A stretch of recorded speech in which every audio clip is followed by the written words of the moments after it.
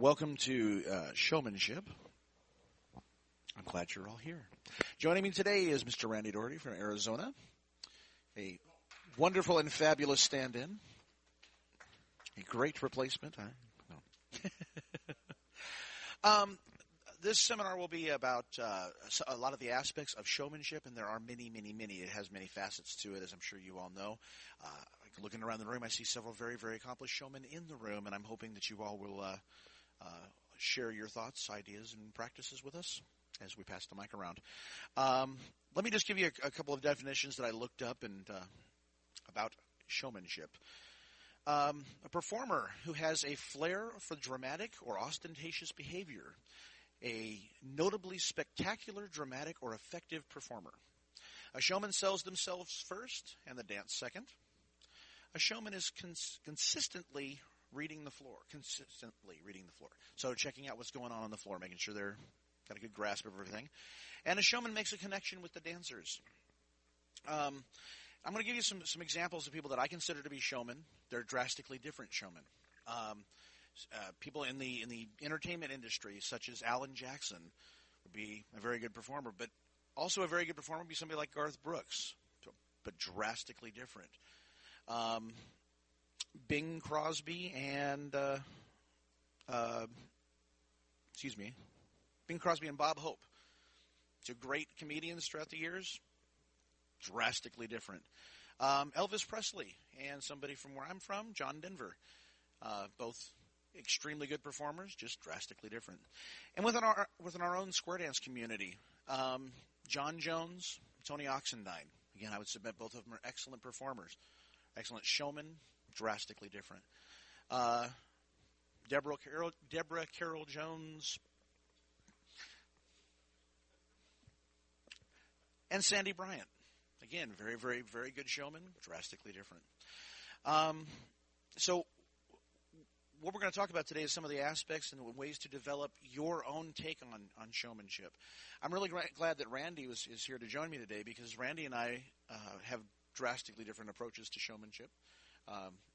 I've had the extreme fortune of getting a call with Randy on several occasions, and we have a great time calling together, but we approach it differently. My show, when I do it, is I try to be very active on stage. I move around a lot, and if any of you have seen me call or have been in one of my dances, I'm flat worn out by the end of the night. I'm, rather moist. And I try to run around the stage and get the dancers involved. Randy uses a lot of different techniques, some extraordinarily good choreography and a lot of props. His road show is something to behold. I will give you one example that I can talk about. Randy and I were doing a weekend together down in San Diego, and he did a wonderful, wonderful rendition of Baby, Baby, Don't Get Hooked on Me. By the end of the song, Randy had his shirt unbuttoned with his tummy showing and a pair of Bubba teeth in and some ears, and he looked really, really good. You got your Bubba teeth? You got that? So, again, just different approaches. He engaged the audience. In fact, my wife and I were dancing together, and we stopped dancing just to watch. I was dying laughing. It was just a great, great approach to that song, and it was a great way to present that song. I think Randy's going to talk a little bit about music to start with. So I'm going to turn it over to Randy. I'm still looking for some stuff. A lot of people look at the theatrical type thing of it, and that's kind of where I put a lot of thought into trying to, when I get ready to do my summer touring. I've done Elvis, and you've probably maybe seen me do Baby Don't Get Hooked on Me, where I wear the big ears. Everybody's seen my ears? Let me see if I got my ears.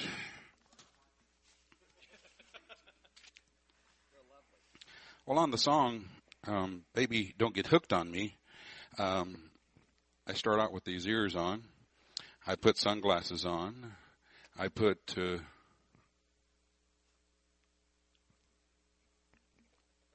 teeth in. And then each time through the sequence of the song, I get a little bit uglier and so on. And by the closer, I have my shirt completely open and trying to bloat my stomach out as much as I can and sit there and itch my stomach and say, baby, don't get hooked on me. And a lot of the dancers do quit dancing. Yeah, permanently.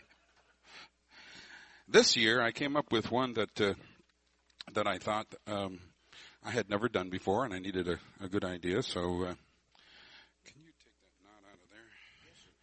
This one, I'll show you the piece of music that I found, I hope. This is a song that at first when I heard it, it was recorded in the wrong key. It was recorded at the wrong speed. Everything about it was pretty much wrong. And with the use of computers, no, I'm not going to tell you the label.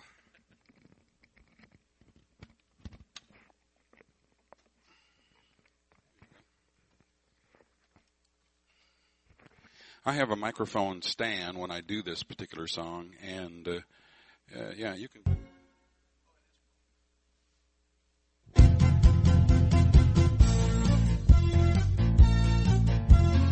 Basically, I just start out like normal and calling along, but there's a piece of music that really gave me the idea to put the prop of the guitar in here, and it's in the middle break, so I'm going to try to find the middle break. Meanwhile, I'm just kind of up here calling along and doing this.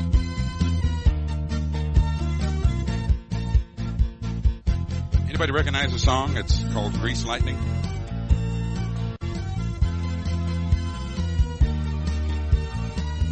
Take your lady by the hand, take her home. Don't even have to shift it. Grease lightning, sides, face, grand square.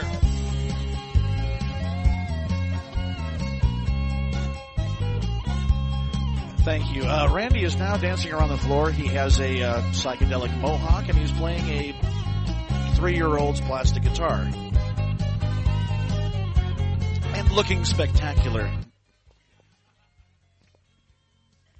But the guitar middle break really said, hey, that's going to go with this kind of prop. And I use this prop as a fiddle, too. Got to take a shot. But when I do it as a fiddle, I'm using like Fiddlin' Man. I know the song's got some great fiddle licks in it. Also, I've done that with the country fiddle blues. And the people get a kick out of it. You stand here and playing with your microphone as the fiddle bow, and it's just a prop. We have all kinds of props.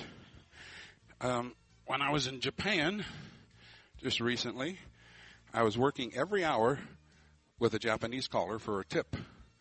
And how do you, when you have such different cultures like that, and a lot of the callers are so much different than my style and their style. But one of the times, the caller was up there. He happened to be doing a Willie Nelson number. So I put that on him while he's calling. And he didn't sound anything like Willie Nelson to me. And so I just did this. And he sounded like Willie Nelson. Which all I did was put my finger over one of his nostrils. And the Japanese people, they knew exactly who he was after that. So I use props on almost all of my showmanship tunes. But another one that we've done with Charlie before. This is here, can you put this on?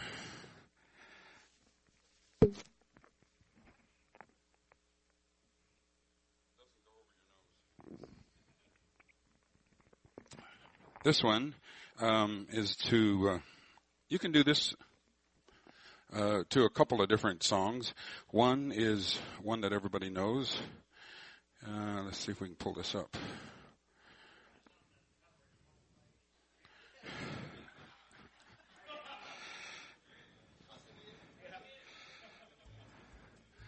Turn the knob up. I bet you'll recognize this one. Gloom, despair, this agony on me. Yeah, how many people know the Hee Haw song? I've gotten people up on stage that don't even know anything about calling, And I have 3 or 4 of these kinds of outfits with beards and hats. And we all start there and we start doing the diddly squat thing. And they only know the hee-haw words. And the dancers get a big kick out of it. It don't take much to entertain them. So, again, a lot of props involved. I had another one I was going to show you. But that song there, Gloom and Despair, I use those same hats and wigs and the beards. The other one I do is The Man of Constant Sorrow. How many people have thought about that song from the movie Brother, Where Art Thou? That's where I got the I guess that's a ZZ Top beard.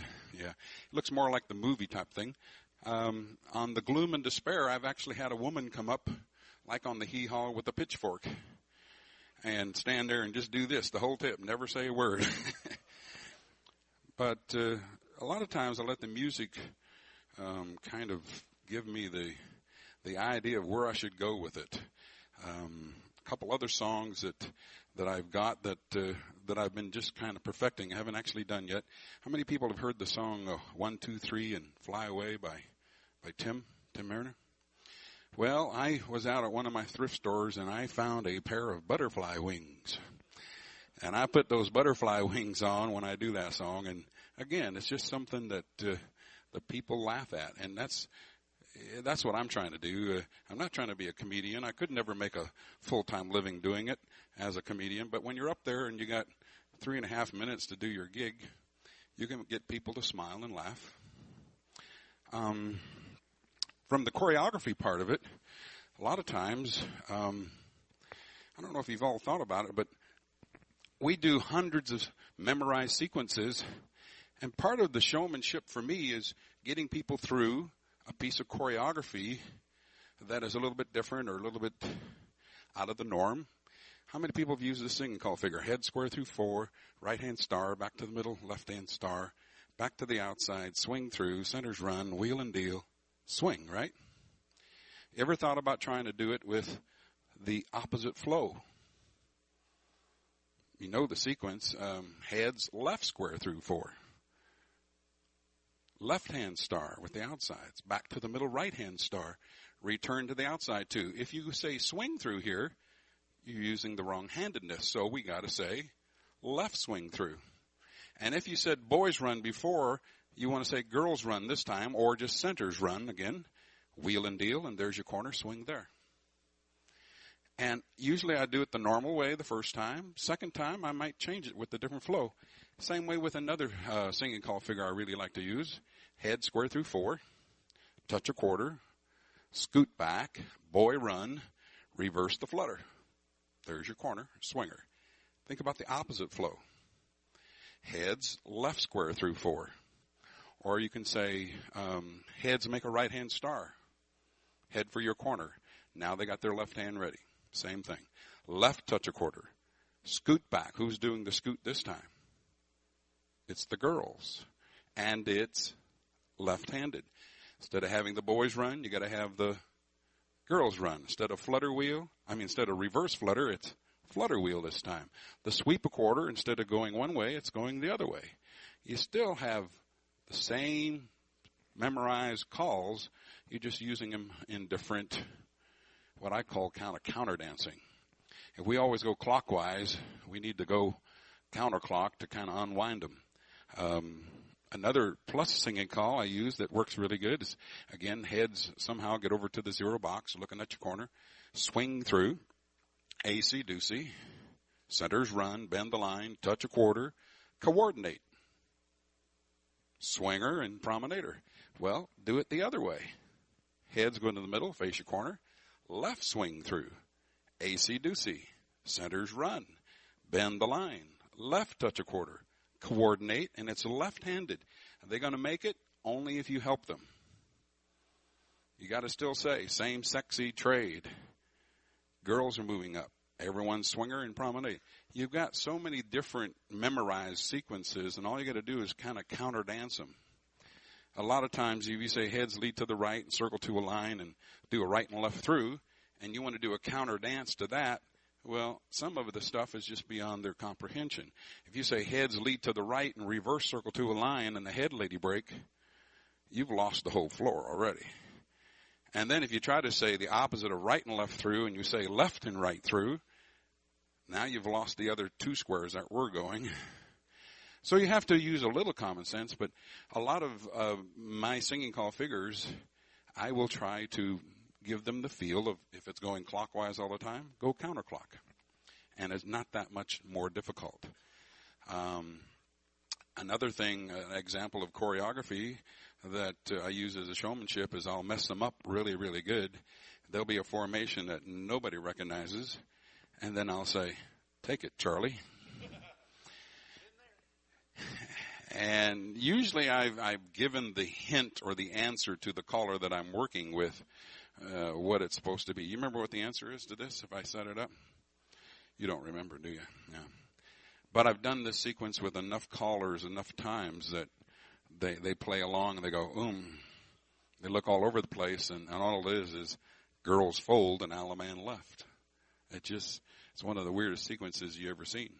I don't think CALLERLAB has identified the formation yet. Yeah.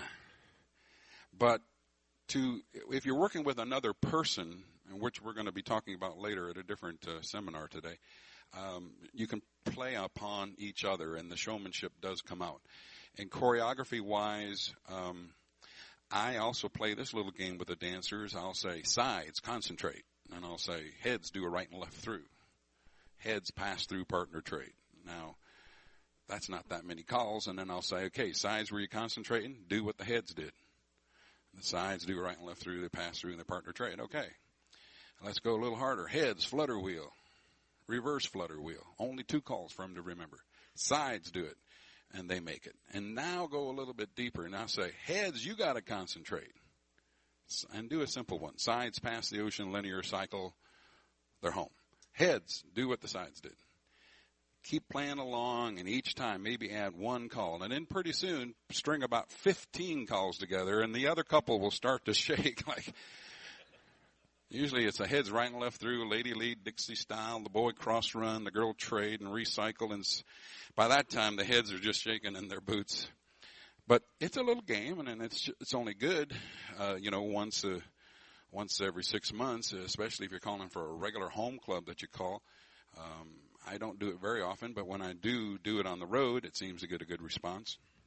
And that's showmanship working with choreography.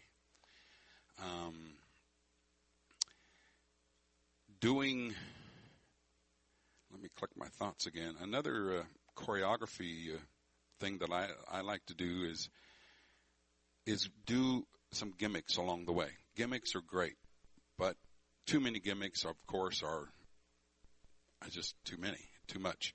I usually only do 1 or 2 a night, or maybe I'll just feature a half a tip of gimmicks. And I've done gimmick clinics here, and the gimmick sheets are all available. You got tons of them where you maybe have 3 roosters and a chicken in the middle, or you've got a line of L, or you've got a square that looks like H, or whatever it is. Gimmicks really do help you do the showmanship part of it using choreography-wise. So I'll put it back over to you. Thank you, sir. One of the things I'd like to mention with any of this stuff that Randy uses is you need to pre-plan it. Getting to a dance and just trying to do these things on the fly, you will not find a great deal of success. So pre-plan your dances, and if you want to use props, things like that, have them ready before the tip. There's nothing worse than fumbling around and having things stretch out longer than they need to. When you're using different kinds of choreography, remember that different clubs and different dancers define fun in different ways. Some clubs they just like wind in their face. They just want to move around all night long. They don't want anything really, really intricate or really tough. They don't want to think real hard. They just want to smile, laugh, and have a good time and move. And other clubs really want the hard choreography. They want you to get into their mind and work them and work them and work them. And you need to be able to read and understand that very, very early in the night. Yes, ma'am. Louder. Louder. Absolutely. Louder? Is that louder? I'm not sure which microphone's which, so we'll go with that one. That better? Thank you. So, again, start reading the crowd. Read facial expressions. Read how people are reacting. I like to start off an evening, or start off at least the first tip with some relatively easy stuff, just kind of getting wind in their face. Build a little bit during the first tip. Kind of see what their dance abilities are and how they're reacting to things. If I see that I throw something maybe a little quirky at them and they don't respond well, I stay away from it the rest of the night. And I know this is a group that I'm going to put wind in their face and have a good time with. If I throw something at them that's a little bit weird and they respond to it and have a lot of excitement with it, well, then I'm going to build from that. I like to use a couple of times during the evening something that maybe is a little bit tough. Let me give you an example of something I used over the weekend here when I was calling up in Bakersfield. I got I said I got a boy, girl, ocean wave. And I said, do a linear cycle. Boys don't peel off. Boys do your part of a track 2. Girls extend and crossfire. And it puts them into a two-faced line. Well, obviously, calling that cold, there would be no success at all. So how do you get them to do it? Well, you need to build to it. You need to call linear cycle a few times so they get the flow of it. Then maybe say linear cycle, but trailers don't peel back. Step up and shake a right hand. And then maybe the next time through, say linear cycle, nobody peel off, stay single file. Then put them into same-sex ocean waves. Linear cycle, nobody peel off, stay single file with the same sex. Then you can get into something like that. Linear cycle, just the boys don't peel off. Girls go ahead and finish the call. Using choreography to build to something you're planning on doing, you will find much more success with the dancers, and they will respond much better to you, or more happier to you, that they got through something they didn't think they could get through. And again, that takes planning, and that takes some forethought of how you want to call your tip. When I started in calling, and my father made for me a planning sheet. It was for a whole dance. And I wrote down highlight calls that I wanted to highlight during each tip, and I wrote down the singing call that I wanted to do for each tip, and I pre-planned every dance I did. The reason that I did that is I attended a session in 1985, remember that very well, that Wade Driver put on. Excuse me. And it was a session on how to control the dancer's emotions using the music. And one of the things he talked about, and I'm just going to briefly touch on it because this is a subject that you can sit down with Wade and have a very, very long conversation about. But music brings out different emotions in people. Typically, tunes that are written in a minor key are going to keep people kind of low down, not necessarily sad, but they're going to keep the emotions down. Things that are written in a major typically are brighter, and people are going to get more excited. Obviously, the way you present those is going to help a lot. When I do, if it's going to be a 3-hour dance, the way I put a dance together is I'll use middle-of-the-road pattern music and middle-of-the-road singing calls for the first couple of tips. The third tip, I will do a piece of pattern music that's written in a minor key, and I will do maybe a love song. And the fourth tip, I will use very, very bright pattern music. Do you have the Rig-a-dig-a-ding-dong thing? I'll use something, I don't know if you've heard this, but it's Rig-a-dig-a-ding-dong song. I'll use that and something very, very hot. And what I want to do is I want to work them and drop them down so that they're singing along with me, and then I want to pop them right back up. And then not too long after that, I want to maybe do another love song. And if I can get them to come down in emotion, come back up, and then I can drop them down again, I can control their emotions, and I got them for the rest of the night. And but again, it's a conscious effort. It's something I put together. Yeah, this is the Rig-a-dig-a-ding-dong song. That's a very bright piece of music. It gets people moving. Okay? People, yeah, dancing in the back of the room. It's a fun piece of music, and you will get a lot of excitement. I would recommend if you're using something like this, don't do a lot of technical stuff. Keep wind in their face, keep them moving, keep them excited. Build to your get-outs, and really hit them with a lot of emotion in your voice when you get to your get-out. People will be just shouting out loud, having a great time, and you will have a very, very excited group. Hit them right after that with something exciting on your singing call. And again, build that singing call. Start off maybe low and build up to a crescendo at the end. And then The next tip after that, do a love song. And if you can get the men singing to the women, that's my goal on a love song. I own them. The rest of the night, I can pretty much do what I want to do, and I've got their emotions covered. And you will find that people will come up to you at the end of the evening and say, "Wow, man, I really loved your music," or "I really loved the songs you did. I really loved the night." And you will see a lot more emotional response from your dancers.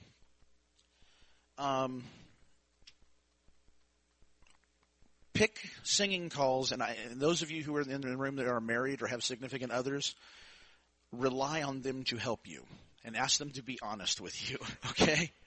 Pick singing calls that play to your strengths. Some people have extremely good singing voices. Some people don't. But all of us have songs that we can sell, that we just really do an exceptionally good job on. Be smart how you pick your songs, especially if you're doing larger dances or weekends. Don't go out there and practice with the dancers. Program your dance, pick out songs that you know that you can do well, program them in an order that you want to use, and make sure that your spouse listens to the songs, listens to you practice when you are putting these songs together. And if they come up, and even if you think, "Man, that's the best song I do, I love this thing," and your spouse walks up and goes, "Not so much," don't do it. Here, let me play this piece of music here. Yeah.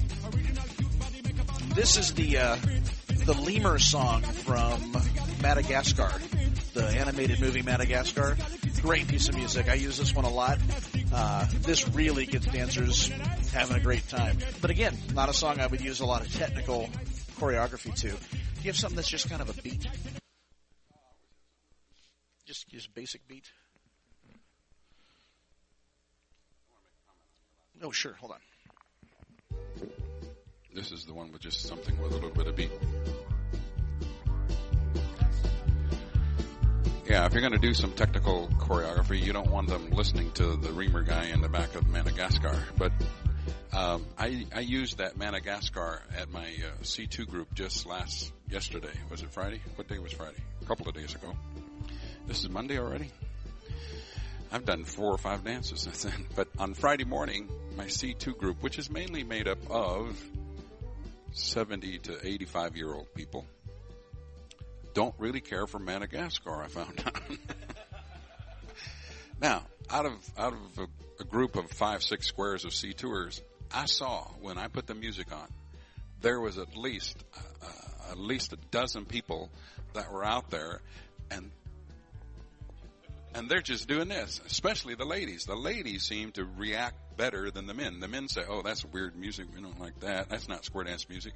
So you really got to judge your crowd, of course. And sometimes the dancers need an attitude adjustment, and sometimes you have to really hit them over the head with it. But right after I did that one, I went right back and did this. This is the DX land. This is what they like. Twang, twang, twang, twang, twang. This thing. Boom, chuck, boom, chuck, boom, chuck, boom, chuck. That's all they want. And you have to let them, you have to play the music that particular group wants at that particular time. A lot of the callers are really into the non-traditional stuff, non-traditional pattern music. They're finding it on websites and everywhere. But if you're working with retired people, they don't want to listen to that kind of stuff. So you really have to make a good judgment. You can't force it down them. When Charlie came down to Mesa and he did the Madagascar, I saw that, now this was a different group. It was plus an A2 people, and those people really were kind of getting into it. But I had not used that song until just last Friday. It's the first time I tried it with that group. But yes, Del.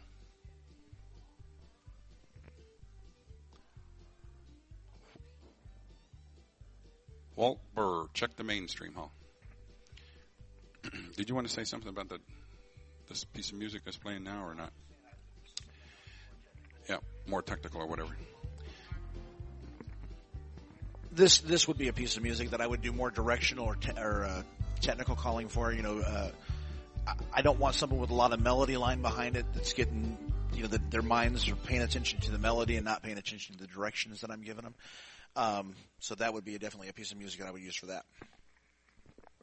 when Charlie said he kind of does the middle of the road patters and middle of the road singers in the first couple of tips of the night. I pretty much have judged my crowd after I've called for them about a minute and a half. It don't take very long to figure out what I'm going to be doing and what I know they can do.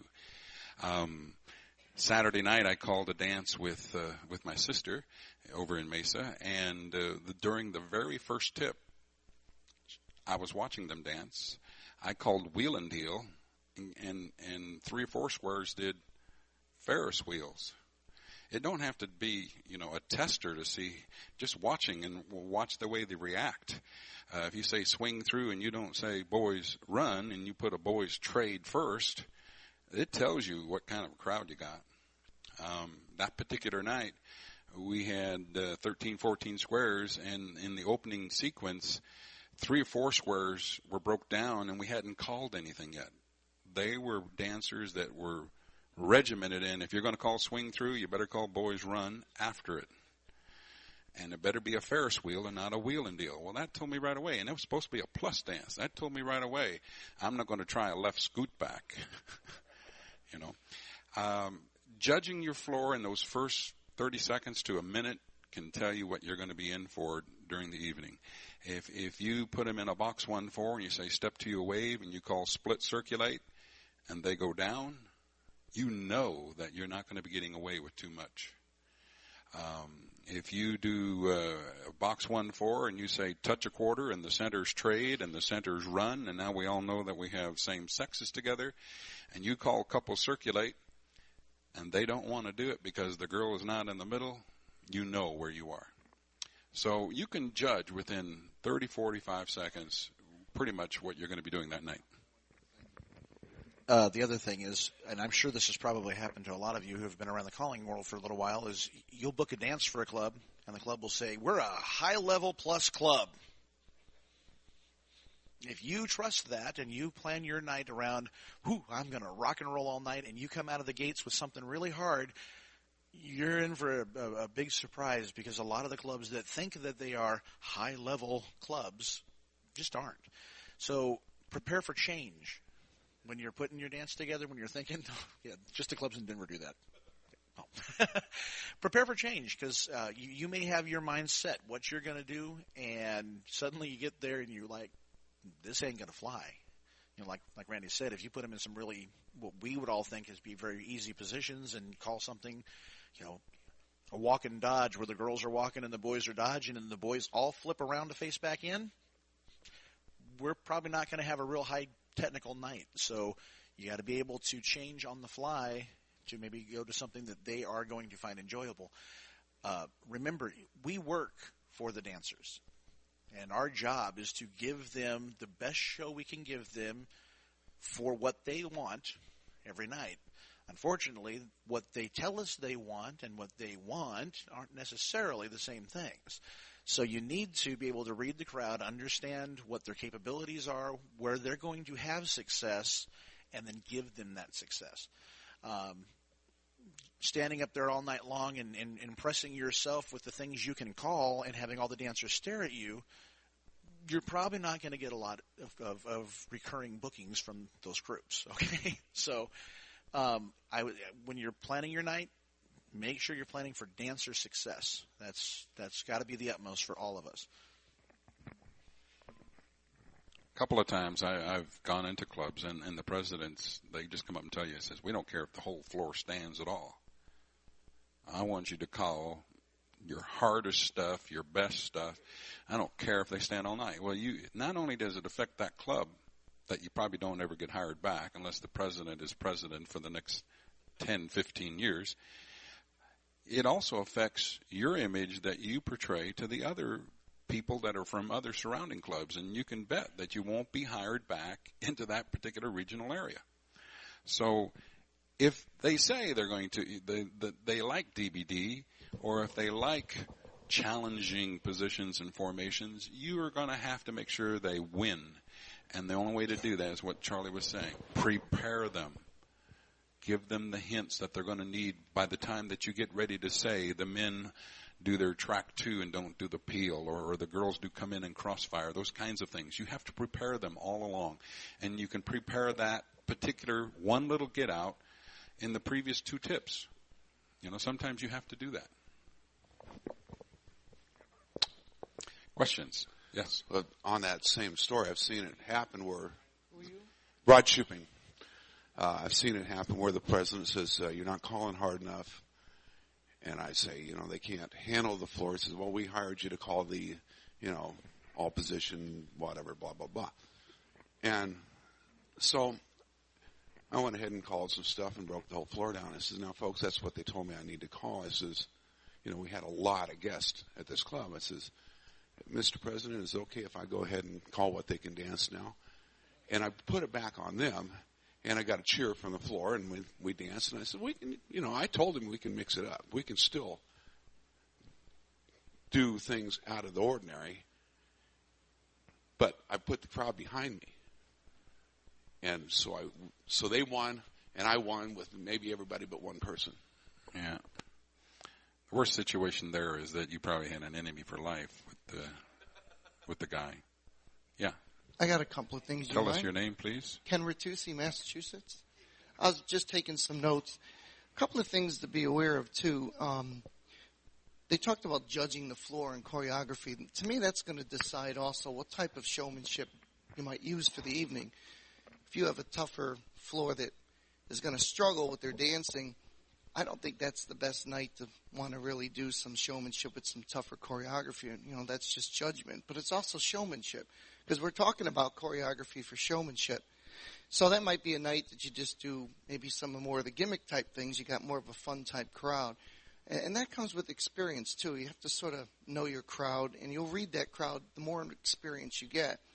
A couple other aspects, if you don't mind. Especially newer callers, you're going to have to develop your own style. It's nice to emulate, any of these guys up here or anyone that comes through the area, and they're doing great things. And we all sort of steal little things when they come through, especially if it's choreo. But eventually, that's not stealing; it's research. Research. I don't know if if you want to be known as the caller who, always wears the hats or something or other. I don't know. I mean, that works for certain people because certain people can get away with it. But not everybody can get away with stuff like that. Or, Franny Heinz comes to mind in New England years ago. He used to lay down on the stage and call. And he would call a great job. I mean, he would do a great job. But that was Franny. Or Franny would say, he would say, heads swing through, boys run, bend the line, past the ocean. You just did slip the banana or something. And, you go to Burleson's and there's slip the banana. I mean, there's a call out there like that. But he would do it directional. And that's a form of showmanship. I got 2 more, if you don't mind. Another thing is showmanship doesn't always have to be big, it doesn't always have to be that stuff. I don't think I can get away as much with some of the stuff that Randy would do. But that's just me, and that's just how I look at it. No, I don't have the gut. No. Anyway, just kidding. But seriously, sometimes showmanship can just be very subtle things, okay? We don't always have to be showy. Voice inflection.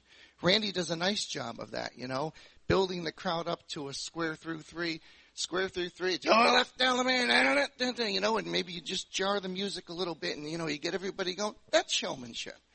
I mean, when you think about it, anything you do in some way or another could be showmanship.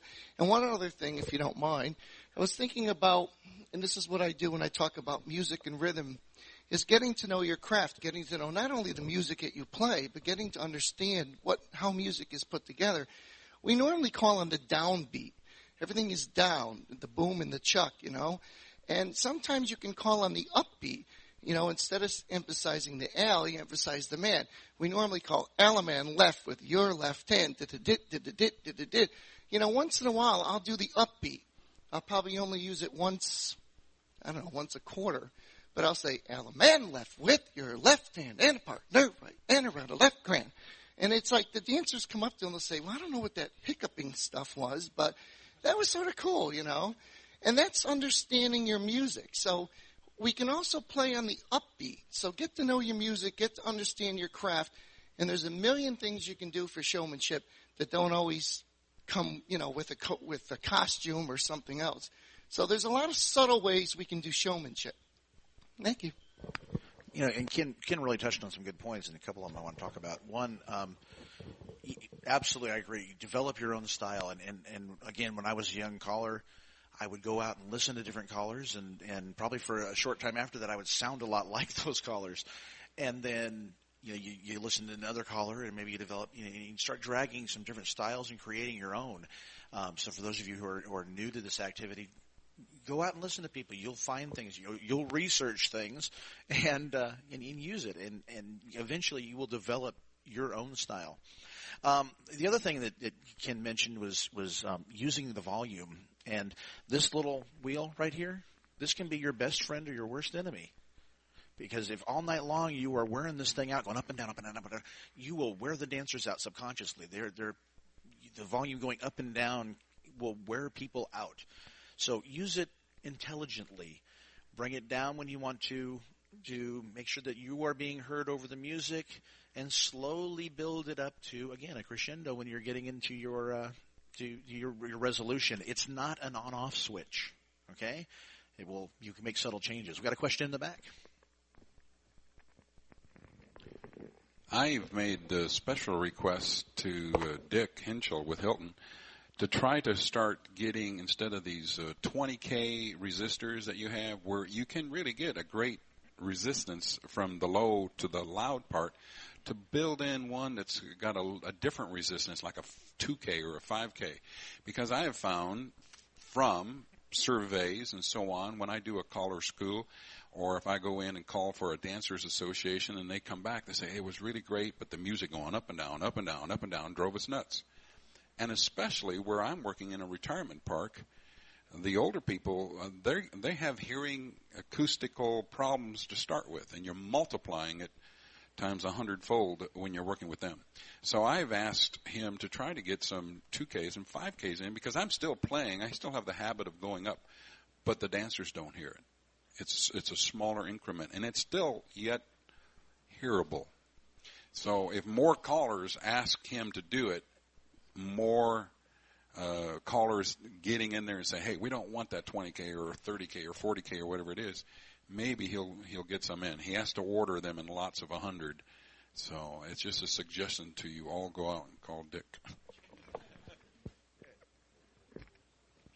State your name. Peggy Lee. Hi, Peggy. I just wanted to go over something that Randy touched on earlier that I think is very important, especially if you're calling in a senior community, is that whatever your choreography is and you keep having them go around and around, please throw in a call once in a while that unwinds them the other direction. I even find that there's more men complaining about being dizzy than the women. And it's not just that the women are blonde, you know? So if you could just unscrew them once in a while, it would be very helpful for most of the dancers, because they will have more fun if they get that off their head. Absolutely, and a great point. And, you know, you'll catch yourself. I find that I get into ruts. Rod's pointing at me. I'll get into ruts once in a while where I suddenly realize that I just have these people spinning to the right forever. And I'm like, whoa. And you just, again, be aware. Pay attention to what you're doing. That was fun. I did it to screw you into the ground. You're too tall. Sir. Tom Dilliner from Kentucky. Follow up on what Charlie said earlier about the volume. If you want to break part of that habit, unplug it one night. Just simply unplug it. And that forces you to put your hand on the knob on the turntable, and you will find out how much you play with it. And that will help you the next time you plug it back in. The other thing about choreography, as far as being creative or having fun and showmanship, it doesn't have to be figures that you work with that creates that. For example, I use spelling. I spell a lot of things. Four-lady CHAIN across. Element LEFT. Or you can use fractions, use math. Don't get too carried away and ask for the square root of 81 and things like that, or 101 or whatever, or you know, what pi is. But you can use simple things. And what that does is it levels the floor real quickly. And especially if you go to that one night that you want to play around and you find out that you can't. We'll use those type of things, and they work just as well. Again, great point. I stay away from the spelling thing because, well, I can't spell. So, got another question in the back? Roy Stevenson, California. One of the things you're talking about, reading your crowd and finding out what they can do or will be able to do. One of the things that I've found is a lot of times what they can do has a lot to do with whether they're listening. Okay? So one of the things I do is I'll start right off the very first thing with something different. Not hard, just different. Circle right instead of left. Okay? And that alerts them to the fact that, hey, we have to listen. If you get a crowd listening, you can do a hell of a lot more with them, and they'll be a lot happier and more successful than if you just go in and they're not listening, they're just going on road. So that's something, is do something really simple that just alerts them to the fact that they have to listen. And they don't mind that. If you get them listening right off the bat, they're great. Yeah, that's again a great point, Roy. Thank you. One of the things I use with my advanced group, once in a while I'll catch them where they're being complacent, and I'll say, all four couples right and left, grand. And that gets their attention, and they'll giggle, but the point gets across. Any other questions? Yes, ma'am. Ruth Riegelhaupt-Herzig, Sunnyvale, California. Mine is partly a question, partly a comment. When you were talking about, is a song called Ring a Ding Ding? And you said you would follow up with a lively singing call. And let me finish because I have a few comments about this. At previous conventions, they talked about not combining lively with lively.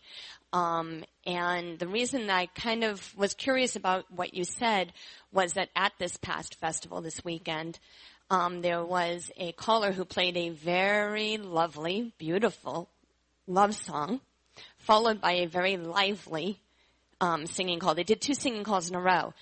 I was asleep after the first one, and I was wondering if I'm odd in that way or if we should avoid doing something like that. I just found that to switch from being kind of slow and then suddenly lively, which is what I've been told was a better way to go, that kind of the way you were describing it seemed more in keeping with what I find.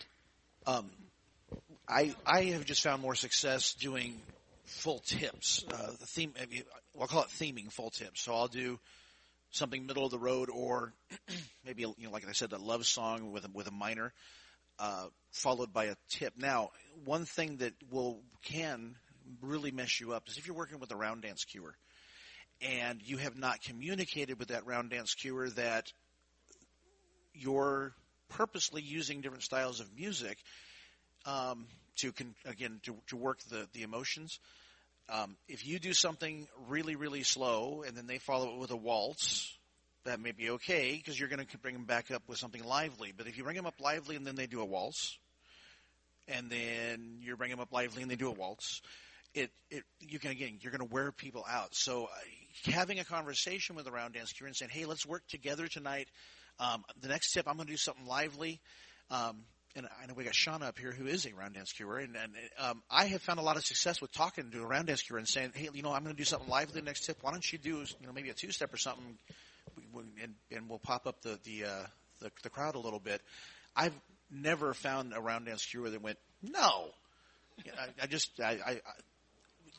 I haven't worked with Shauna, so no. I found a lot of success with that. So for me, I like to do a full tip in whatever emotion it is, as long as I know that I'm not going to be fighting with somebody else who's also controlling the emotion of the crowd.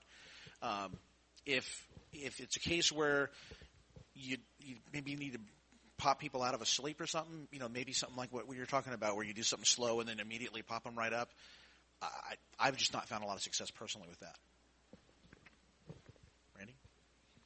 Oh, Eric, what's up, buddy? Eric, CALLERLAB, California. The most successful dances that I call are the ones where I can develop a really good relationship with the floor. And it's usually an interactive relationship. Anything where I can get the crowd to talk back to me is a good sign that we got something healthy going on here and everybody's having fun. It starts out as simply as like, if you circle left, all 8 to the middle with a hey, hey, hey. And I learned that years ago from another caller, and I think that's a great technique. Everybody just gets right in the groove there. 4 ladies chain with a yee-haw. Everybody gets into that. Callers make mistakes when they call. They do, I make mistakes, and sometimes you get the wrong corner, the wrong partner, whatever it is. Okay, so you make a mistake, you recover, you go on. Some callers get upset about that. I never get upset about that. It's not worth it. You just have fun, move on. Sometimes you can use that.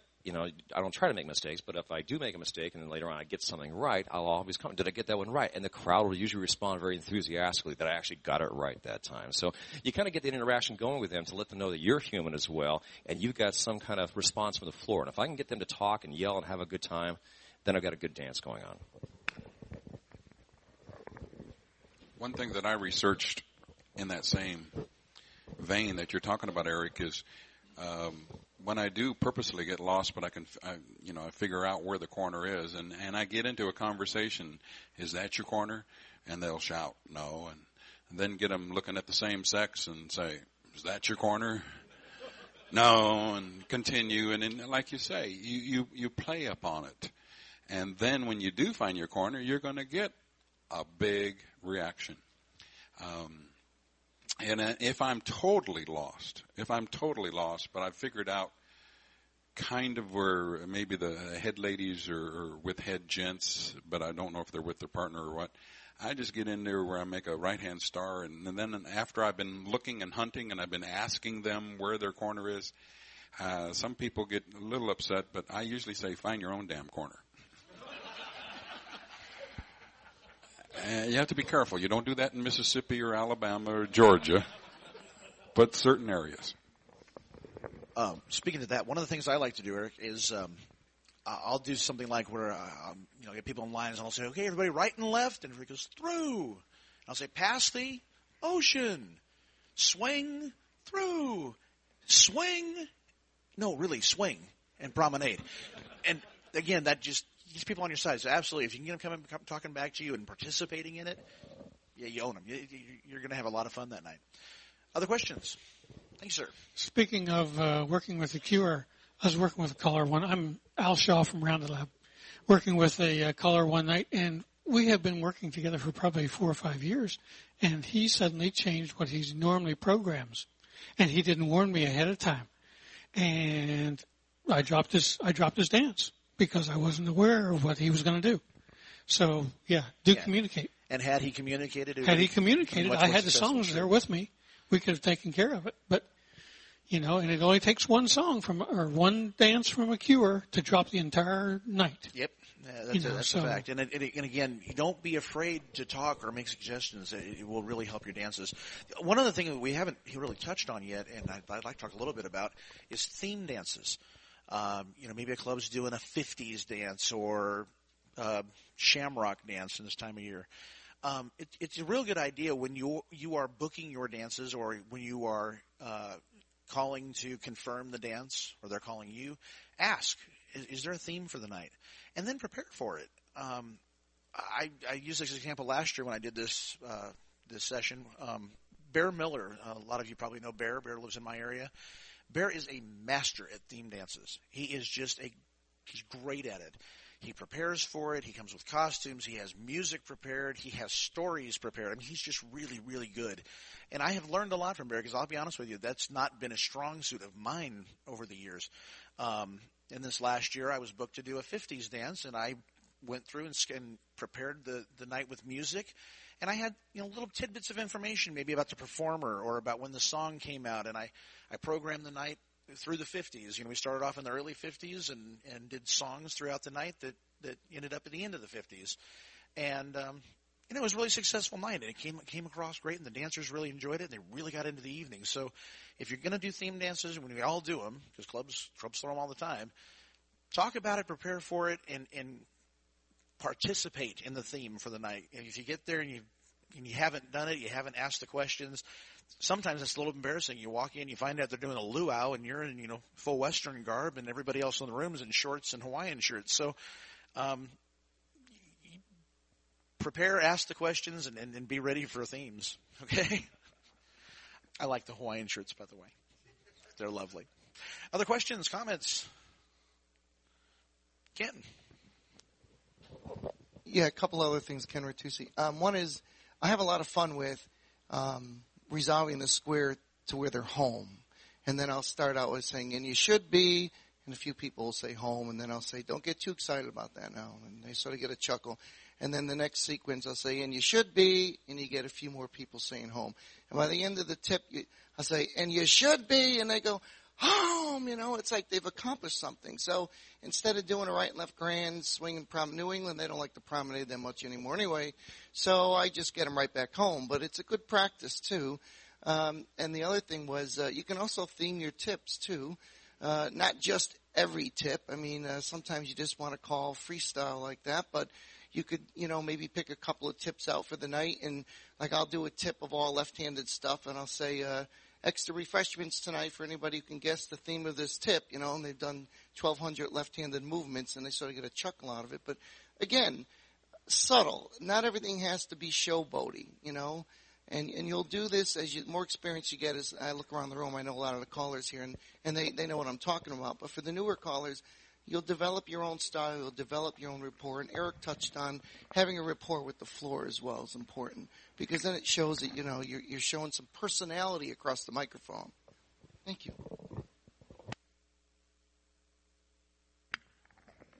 Yeah, Charlie wanted to have me make mention of the difference between doing a home program and when I'm doing a program, my summer tour, where I'm in a different state every other week or whatever.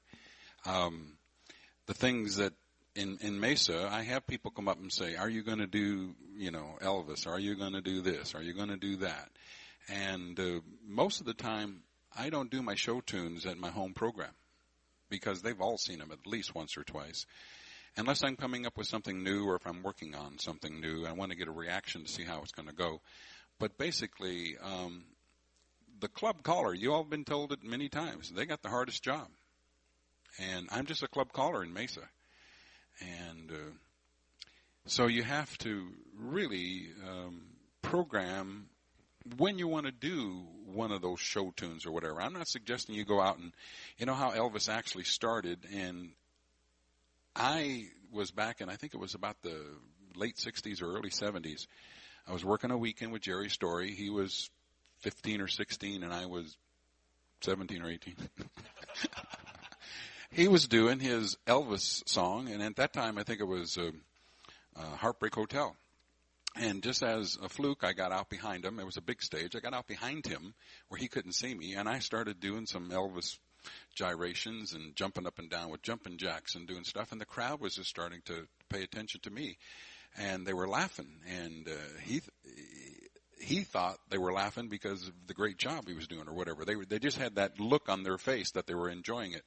And every time he looked around, or if he turned around and looked at me, I just quit doing what I was doing, and the crowd really reacted great to it. And that's how I decided, hey, I'm going to put that into my show.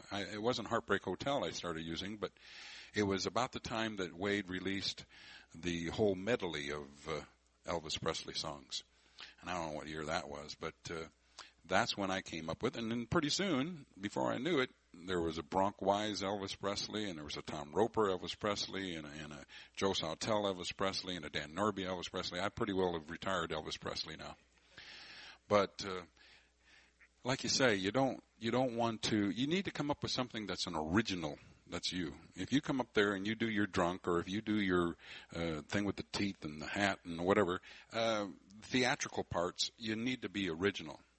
Don't try to make a copy, because usually the copy is a copy, and the people realize there's only one caller or maybe two callers that one says is a copy of another, and I really don't know who did it first, but Small World, a lot of people have heard my sister do Small World, and she does the yodeling. Or there's two other callers that do Small World, and they're almost like signature songs for those two callers. And one, I don't really know which one started doing it first, but they both claim they did. Yeah, that's usually Ken's song. But if you hear Jerry's story, he says he started doing it.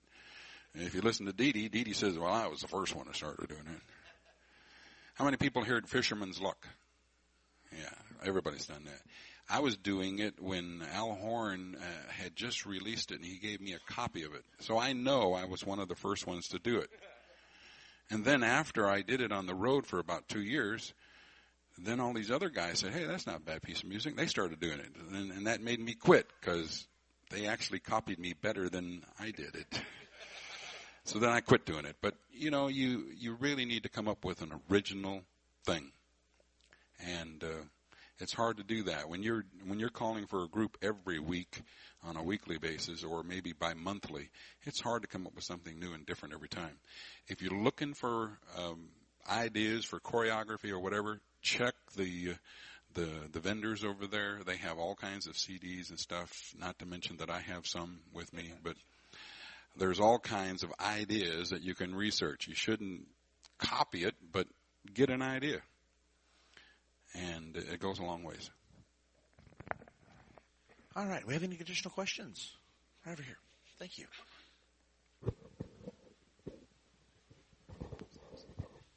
John Thompson, Paradise, California. In a way, it just occurred to me, you said the club caller has the hardest job. Not necessarily. If you think about it, if you want to try it, anybody calling for a club can sample all the other signature songs, all the other gimmicks, and do them once in a while lightly. And everybody says, oh yeah, I remember so-and-so did that, and so-and-so does that, and so we can get away with it as long as you don't overdo it. So we've got this whole repertoire to choose from, but you can't. I'm pointing to Randy, saying he can't try to copy somebody else because they expect him to be an original.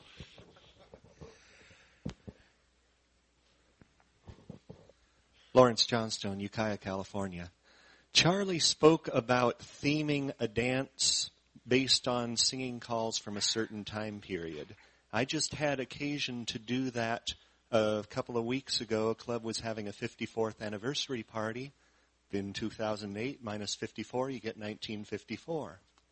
A very good resource for that sort of research is Time Life Records. They have a series of records called Your Hit Parade from various years from the 1940s through the 1960s. My mom has most of them. And I pulled out the one for 1954, looked through it. I've got a singing call for that. I got a singing call for that. I got a singing call for that. And they got jacket liner notes with the original artist and all sorts of information like that. Very, very good resource. Excellent. Thank you, Lawrence. What's your mother's phone number? Yeah, call your mom. Oh, no. Another very, very good resource is the Hanhurst website. They have a list of different themes that you can click on that list, and there's a lot of suggested singing calls to use for those themes. Additional questions, comments? Great. We're going to give a hand to Randy Doherty for coming out and help me out today. One thing I neglected to do is introduce myself. I'm Charlie Robertson from Colorado. Hi. I hope you all enjoyed this session. We truly enjoyed presenting it to you. If you have additional questions or you want to talk privately, we'll be here for a few minutes. Come on up. Otherwise, enjoy CallerLab, everybody. Thank you so much for being here.